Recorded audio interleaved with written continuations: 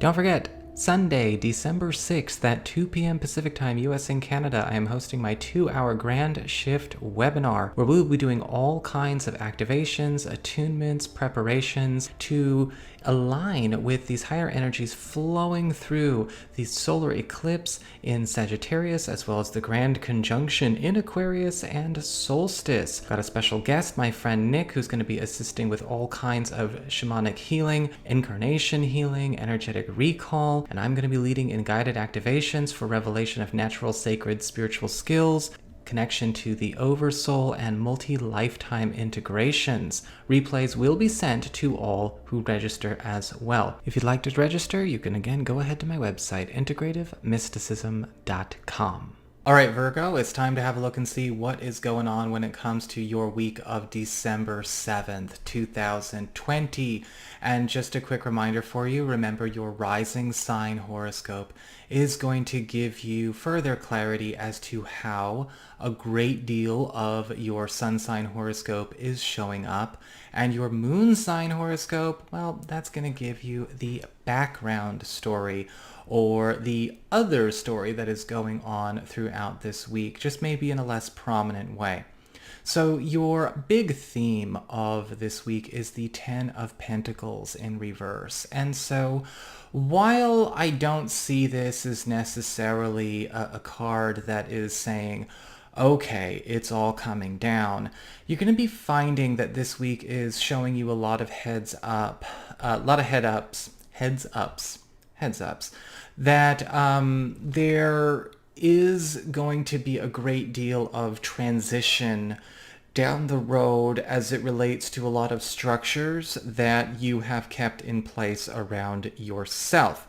And so this could actually be a week where you are maybe getting some news in all kinds of different areas that it's time to move on to the next thing, or possibly even be finding that you are getting a lot of support, material support, social support, when it comes to being able to step away from a normal that you've been keeping up for yourself or maybe your family.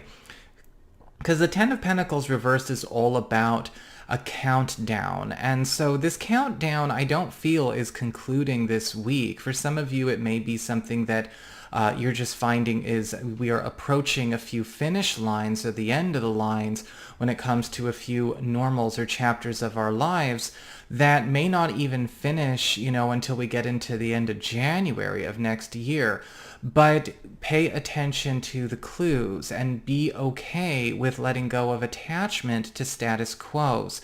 This is also going to be a week where you're actually doing quite well for yourself, but it does indicate as well you want to make sure that you are using this to pad yourself to prepare for these transitions, that you're not just blowing everything on holiday presents and Christmas gifts and all kinds of things like that. As we get on to your personal responsibility card, what you need to be embracing and working with if you're going to get the most out of this week. The Chariot card upright, you leaning into these shifts. The Chariot card upright is also indicating that a lot of you Virgo people may need to start actually doing some formal launches or maybe formal promotions, either of yourself, your skills, or your plans. This is a great week for those of you who've maybe been thinking about trying to find ways to draw attention to an initiative you want to bring forward to yourself, to your business, to your family. You are getting the opportunity to step into the spotlight this week. So all of you introverted Virgo people out there are going to have to learn to come out of the cave every once in a while. Because with the Chariot card, there is a promotional energy in the air. You're being lifted up from maybe a situation that has plateaued, and you're getting a chance to step out of your comfort zone. Now, the comfort zone seems to also be crumbling or beginning to crumble with that Ten of Pentacles reversed. Not all at once, but eventually. And with the Chariot card, it's okay. You can look at this actually as a positive sign, a liberation. right? If you've been kind of wondering when's the good time to launch that business, when's the good time to do that campaign, when's the good time to look for a new place to live or to move or whatever, the Chariot card is saying lean into the new thing, lean into that, and again, let that attention come to you, especially if you've maybe been trying to go under the radar in certain spaces. Not this week. In fact, as we get on to your material shifts, what's going on with your work, your material abundance, your finances, your resources, you've got the Nine of Swords in reverse. And this card is indicating to me that a lot of you may be finding that there is a lot of stress about nothing going on. Some of you may even be finding yourself in a position to gain quite a fair amount of good news, but it may come in a way that presents survivor's guilt for you. Now, survivor's guilt can sometimes show up where we maybe come into a bit of gain at somebody else's loss. There may be something going on where you feel guilty because a friendly rivalry ends in your field, and you might have been friends with your rival, but they are no longer in the game. They're no longer in the business.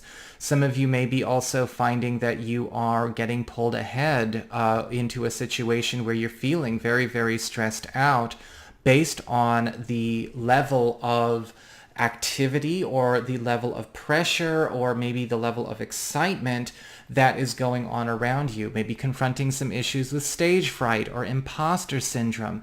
You're being elevated by that Chariot card upright this week, and you may have to face some shadows about where you might be afraid to be seen, be visible, or succeed, even if it means that you can't really, distribute that to other journeys that are not your own. And whatever you're doing this week, again, you are being lifted up, but there will be a bit of a guilty conscience, or maybe even a guilty feeling about accepting a lot of beauty and a lot of abundance that's coming your way. As we get on to your interpersonal relationships, when it comes to your closest one-on-one relationships, platonic and romantic, we've got the Page of Swords in reverse. And this week, I definitely would recommend giving everyone not only the benefit of the doubt, but also taking everything you hear with a big pinch of salt. There seems to be something going on with this Page of Swords reversed where there could be some issues that come up with either the grapevine or maybe even a person's past that actually is not applicable or present in their life right now or relevant to their life right now, is creating a revelation moment or a revelatory moment for you and your friend, or you and your family, or you and your partner, that makes things uncomfortable for a little bit. This is not a week to jump to conclusions. This is not a week to let the mind run wild. And again, step into your spiritual maturity and get that under control. Because with the Page of Swords reversed, what can sometimes happen here is that we may be actually getting information that is either not true, or it's distorted, or it's taken completely out of context. And whether it's being misused on purpose or even weaponized, or if it's just, a really gullible person just echoing it along, we will see where that goes. But we don't need to let any of this actually have any real influence over our connections or over our relationships this week if there is no way to actually substantiate or prove that any of this weird discord is true. There may be some issues coming up around some fear, some paranoia, or maybe even some constructive criticism passing back and forth. People may be opening up their mouths about things they're dissatisfied with, and that's okay. They have every right to do that. But it's also important to understand that, as we go through the healing of this, we can't stay in the bitter place. Whether you're opening your mouth or you're hearing it from your friend, or you're hearing it from your partner, or you're hearing it from your spouse, your family member, your sister, whatever. This week is about ironing out some wrinkles and also seeing where the cracks are so they can be dealt with however they will be dealt with.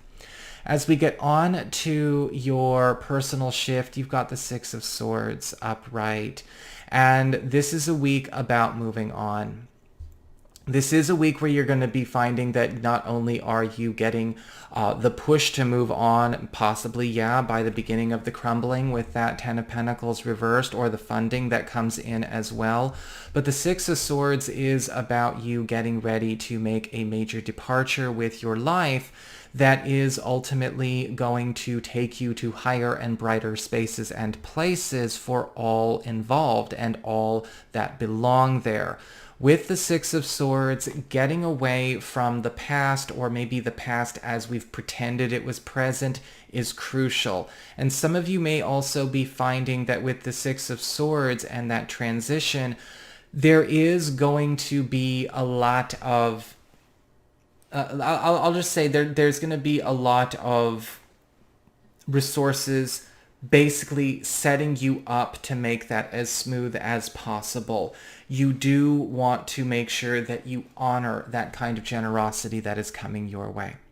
So that is what I've got for you, Virgo. I hope you enjoyed it. If you did, don't forget to like, share, and subscribe. You know I appreciate it. And should you ever want to get a session with me, go on ahead to my website. It's integrativemysticism.com.